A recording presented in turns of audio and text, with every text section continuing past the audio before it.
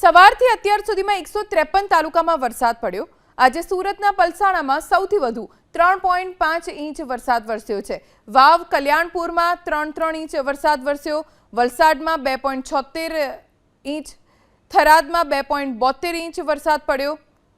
આજે ગઢડામાં 2.72 inch, વાપીમાં 2.68 inch વરસાદ પડ્યો, લખતરમાં 2.44 ઇંચ, બરવાડામાં 2.36 ઇંચ, ખેરગામમાં 2 ઇંચ જેટલો, પોરબંદરમાં 1.93 ઇંચ, બારડોલીમાં 1.89 ઇંચ, ધ્રોલમાં 1.65 ઇંચ, ભાવનગરના મહુવામાં 1.65 ઇંચ વરસાદ, છોટાઉદેપુરમાં 1.54 ઇંચ, સુત્રાપાડામાં 1.50 ઇંચ, રાણાવાવમાં 1.46, વ્યારામાં પણ 1.46 ઇંચ વરસાદ, સુરત શહેરમાં અને નવસારીમાં 1.42 ઇંચ, ધરમપુરમાં 1.42 ઇંચ, સુઈગામમાં 1.26 ઇંચ, હાંસોટમાં 1.26 અને ચોર્યાસીમાં 1.22 ઇંચ વરસાદ આજે વરસ્યો।